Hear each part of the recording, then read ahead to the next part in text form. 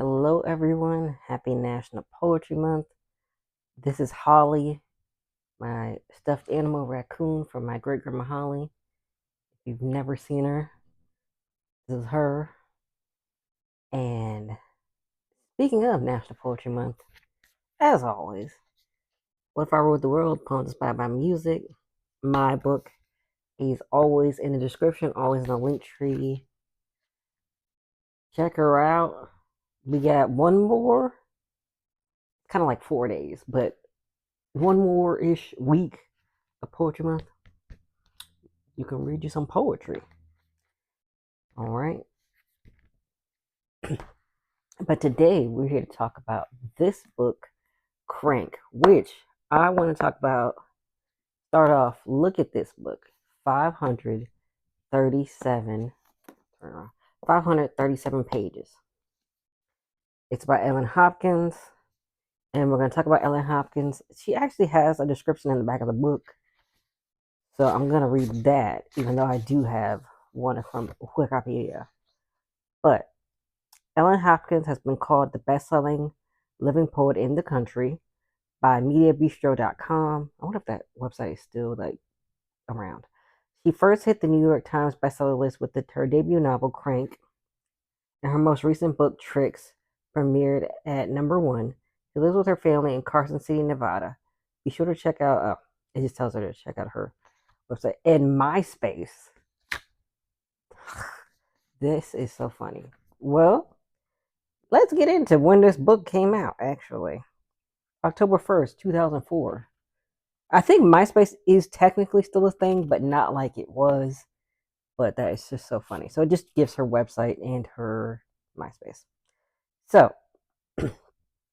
I'm going to talk about her. Of course, the genre is poetry. I'm talking about poetry all month. She began her career in 1990. She started with nonfiction books for children, including Daredevils and Orcas, High Seas Supermen. She has written several verse novels exposing teen struggles such as drug addiction, mental illness, and prostitution, including Crank, Burned, Impulse, Identical, Glass, Tricks, Tilt, and Fallout. I just realized they're all one word. I mean, hey, that does make it kind of easy. Like, you don't have to say a whole sentence. No shade, but I feel like that is kind of easy. Just be like, oh yeah, I'm listening. I'm reading Crank, or I'm reading Tricks or Fallout. It's just one word. Simple. Glass is a sequel to Crank, and Fallout is the third and final book of the series. Was released in 2010. Uh, she has another book called Perfect, which was a companion novel to Impulse. Tilt was released September 11, 2012.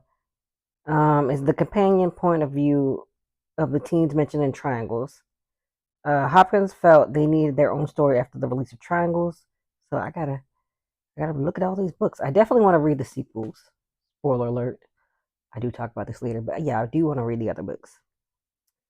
Her second adult novel, Collateral, came out in the fall of 2012, and in 2013, she released a sequel to her best-selling book, Burned, called Smoke. Rumble, released August 2014. It's about a boy questioning his faith after his brother commits suicide. In 2005, that sounds good too.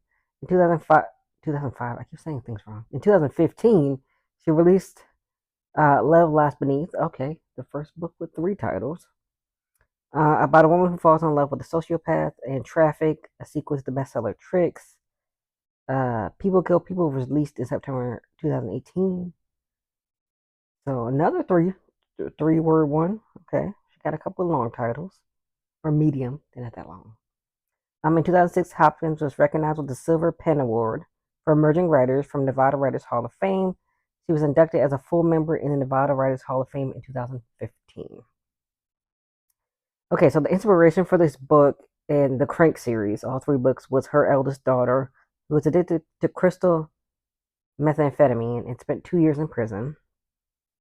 In 2007, her daughter became sober for 5 years.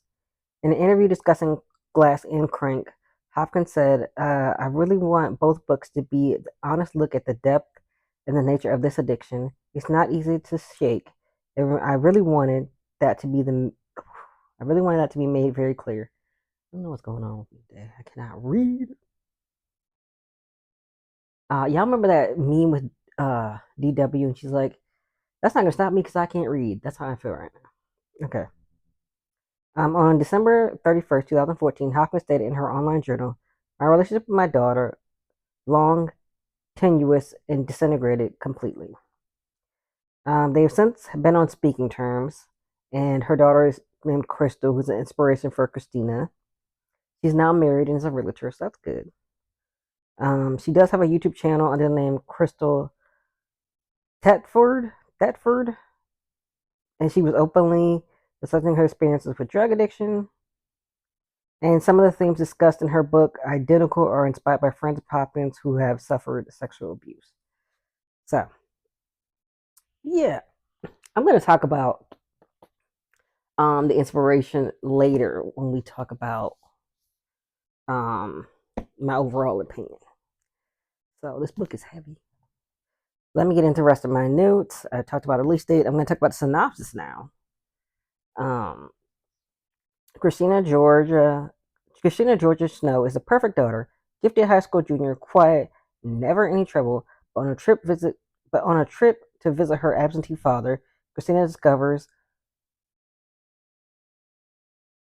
just Christina disappears. See, there I go again.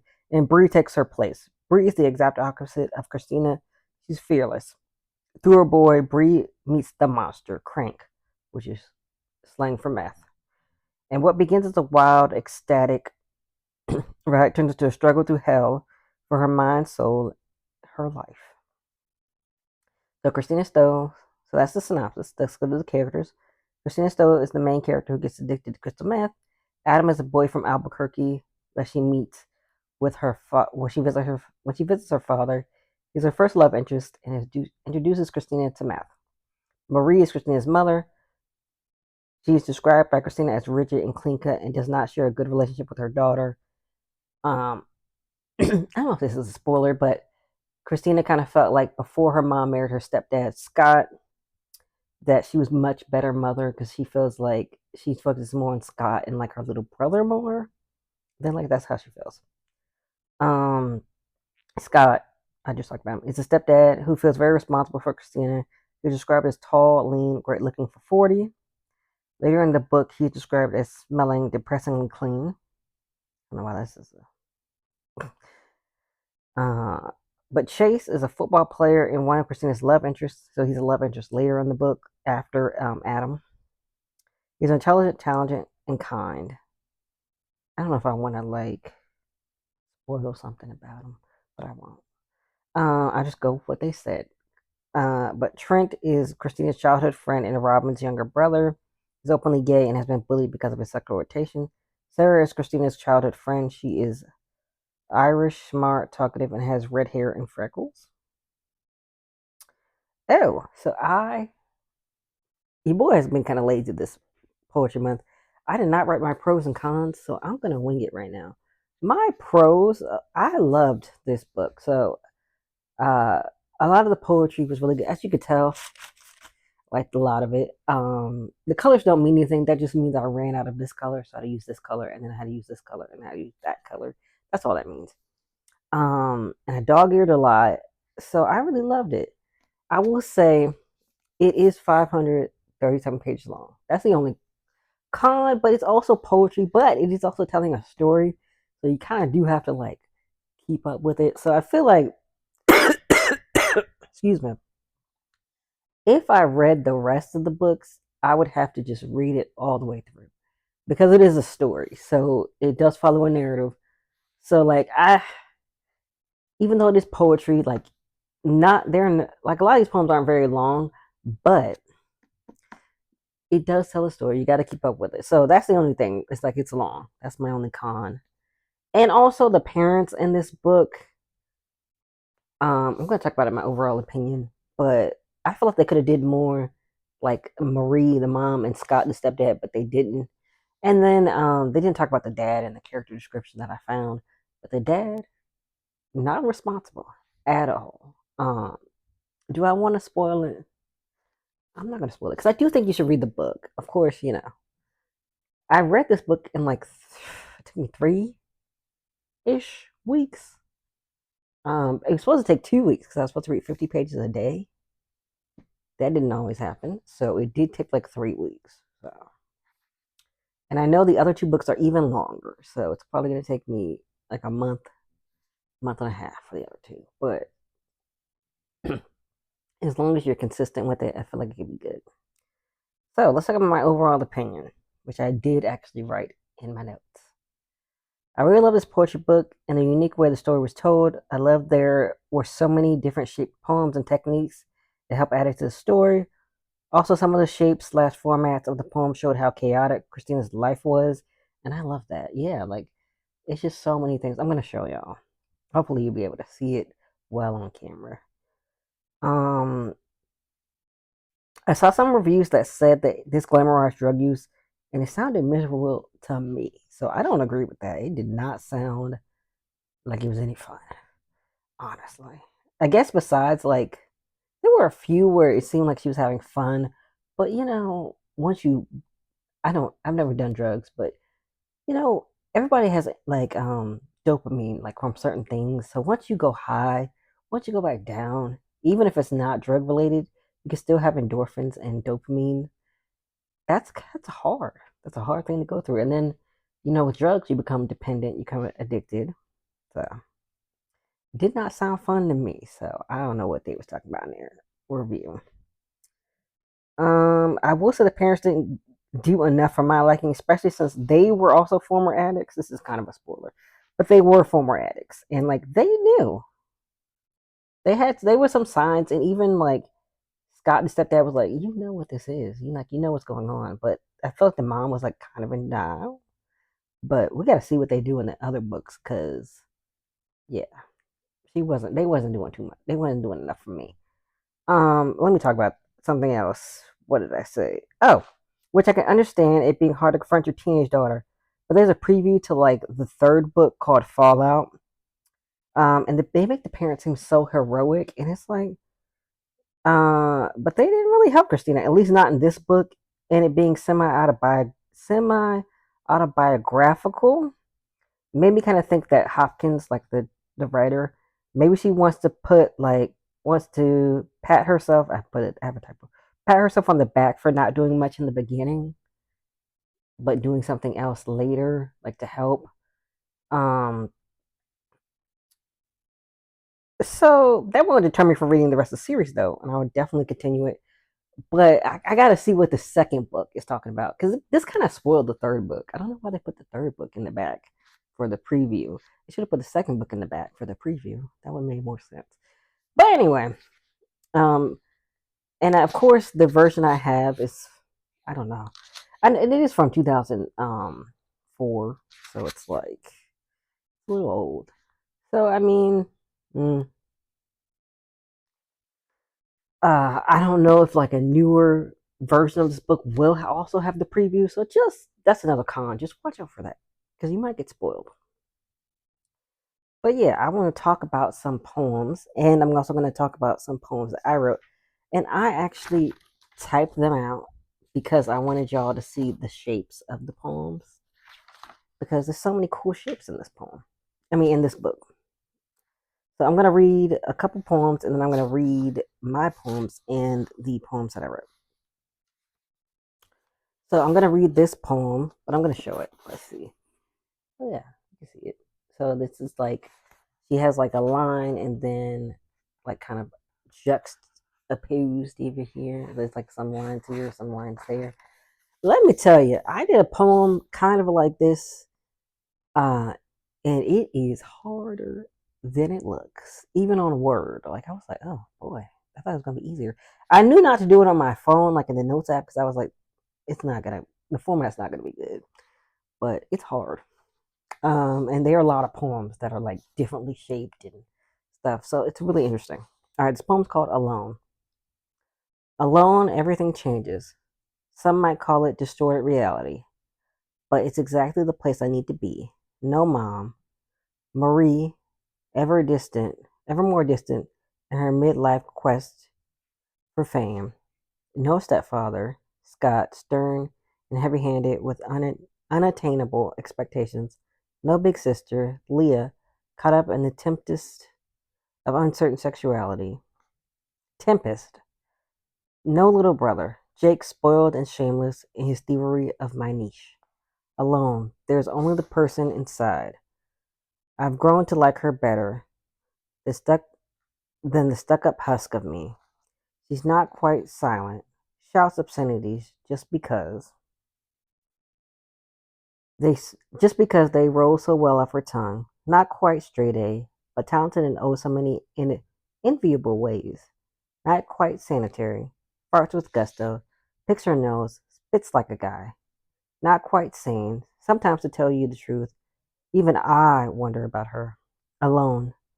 There is no perfect daughter, no gifted high school junior, no Christina George Snow. There is only Brie. So that's like her bad girl alter ego. And that last part is what I used for my videos and my short videos this week. And then I'm going to show you, I'm going to read some more poems. I wonder if this is the cross one, because that one was really cool.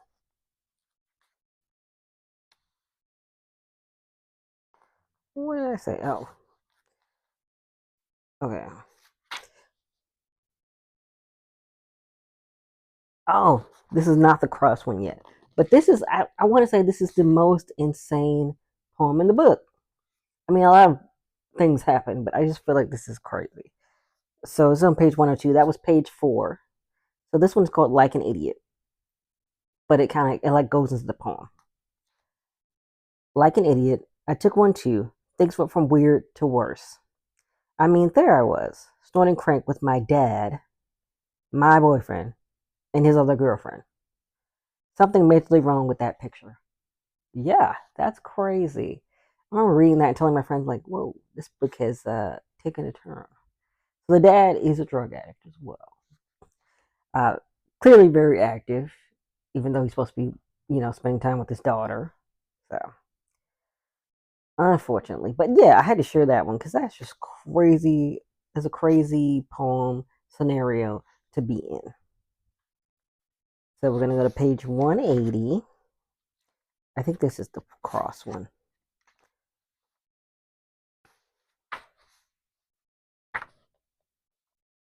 No, this is not the cross. But this one is also cool. But look at these poems. I really want to recreate this. Look at the V's. Isn't that cool? I really want to recreate this, but I'm also like, this seems like a lot of work. So it's called It Throbbed the Next Day. It throbbed the next day, all the way home, my eyes drained, all the way home, red and raw, like my eyes, drained of tears, denied sleep's healing, staring at the glare of the midday sun in the vibrant blue sky at 20,000 feet. Red and raw like my belly, not even McDonald's to soothe its empty demand, 'cause Dad, of course, cranked it up when he got home. So much for dinner out. Red and raw like my heart, pride from atoms, the two beating, no longer together, but thousands of miles between them, where only yesterday they thumped in unison. Red and raw like my brain, unable to shut down, thoughts crashing like electrons, orbiting a nucleus, and dueling emotions. Wanted to stay high, knowing I should want to come down and stay that way. That's great. And it like great shapes and very great poetry. Crazy. Amazing. I love this book. Okay, here's the cross one. So cool. Okay, let's see if I can get it. Yeah. I just this like I probably could do this. I will say once I share my poems, it's hard, but here we go. It's called Changed. Changed my mind, no doubt the good. If you do still care, Lord, please keep me safe. Had weightier things to worry about than the half-hearted apology of a crashing crankster. Alliteration at the end. Great. Okay, so let's get into my poems. Let me condense some of the stuff here. So I'm gonna read uh, page 22. I'm gonna show you what my poem, what their poem, what the poem looks like in the book, and then what my poem is gonna look like. Because some of these were a little long, and I was like, I'm not gonna do them as long because, like I said, it was actually harder than I thought it was gonna be. So it's called "You Call This a Castle." So as you can see, it goes from here, jets over, and then comes back down. So I'm gonna read this poem first. You call this a castle? Cracked cement ramparts, a less than mighty bastion, cool swamp cooler overflow, drool down the battlement. Behind the stockage walls, faceless generals barked orders to their private troops, drilled their little soldiers. Welcome to my castle. You call this a castle, heart throbbing off the parking lot, convinced me to chance crumbling stairs. And there, step 4, flight 2, I bumped into my white knight, maybe more like gray. I'll compromise with silver. I feel like that was cool. I did not do it that long. I'm going to show off my poem. So this is like, I did it like that, the jet off, and then that way. But I did it like 4 lines each. So mine is called Castle Core. Tall cathedral walls, silk curtains, plush pillows, clean air filling my lungs. I could get used to this. This is what I call a castle. Service of waiting you hand and foot. Everything you could ever want. I'm never leaving. There's that. I also printed this off because I wanted to use, like, I didn't think you could be able to see the shapes on like my iPad either with that the glare. So now we're gonna read One Spoon. So what Ellen Hopkins is really known for is like the mirroring. So like one thing here, one thing there. That's what she's like really known for. And then this poem has like a little poem at the top. So I'll show you it in the book too, page 269. Like a little teacher. Okay, so that's like, it's a lot longer in the book because I was like, and there's another page. Because I was like, I'm not doing it this long. But I'll read it. It's called One Spoon. I was cool. Too cool. 2, I was too cool. 3, subarctic. 4, my mouth hit monster mode. Chase could barely keep up. We talked about good girls, bad boys, smothering moms, indifferent moms. And then it's like italicized for like what he says. So that happens a lot in the book with dialogue. Like if she's talking to someone, their words are italicized. Disappointing fathers, obnoxious fathers, stepfathers 1, stepfathers 3, annoying little brothers, brothers with very big footsteps, summer trips, boring summers at home. Oh, I think this is the boring summers at home was actually her because she was grounded a lot. Junior years, senior years. No. This is still him. Okay, because I think he was a little older than her. But anyway, early graduation, college boards, cheerleaders, football players, artists, poets. I guess artists and poets would be the opposite because you're painting and one's writing. Okay. Tattoos, piercings, ex-boyfriends, ex-girlfriends, dreams, doubts, punishments, loneliness, old friends, new friends, gay friends, lost friends, desire, addiction, the monster, more monster, Christina, Bree. So yeah, I did a condensed version, as you can see on video focus. Mine is called One Talk. I was cool. 2, I was too cool. 3, North Pole. 4, my mouth hit motor mode. Devin could barely keep up. We talked about, I just made up a person. We talked about good times, bad times, wonderful poems, awful poems, sweet nothings, meaningful words, American dreams, foreign nightmares, falling in love, falling out of love, happiness, sadness, actors, reality stars, ex-boyfriends, ex-girlfriends, dreams, doubts, our past, our future. And now I see that I'm a little askew. So it's a little hard. Yeah, you gotta like a line one this way and then a line one the other way and like tab it. So definitely push myself to my creative, uh, up my creative limits. So page 239, 293, I mean. I might be a little dyslexic sometimes, you know. But this poem was very tedious because you have to like get it exactly right. But basically, so it's called GUFN again, which is grounded into further notice. So I don't know if you'll be able to see it, but it says I belong. No, it says I didn't belong to my, and then next page says my mom. And then you have writing on this side. So that's what I did on mine. I didn't do it this long though, but grounded into further notice again. I sat on my bed absentmindedly, tracing my lopsided heart-shaped scar. Didn't read, didn't write. All I did was think about my personal evolution, where I belong, with my relative innocence gone. Where did I fit? I felt like I had fallen into a critical state of limbo, with my friends mirrored in status quo. How could I explain my summer enlightenment, my new crowd? If three guys and Guinevere qualified, that was not what my mom or I expected. I wonder if I should confess to her sweet, intelligent little Christina does not exist anymore. On the side, it says, I don't belong to my mom anymore. And then the lines go into that poem. So on mine, it says, I belong to him on one side. And then it has like where it goes. I, and then the sentence, and then only, and then that. Yeah. So it's called Belong. I stared up at the ceiling, but only had one thing in my mind, that I belong at a candlelit dinner with a new love who loves to spoil me rotten, and me and him are happy as can be in our own company. I did a little rhyming at the end. And then the last poem, I was trying to jump around the book, so that's page 521. That was page 293. See, I keep doing it again. 521. This book is there's just so much cool stuff in it.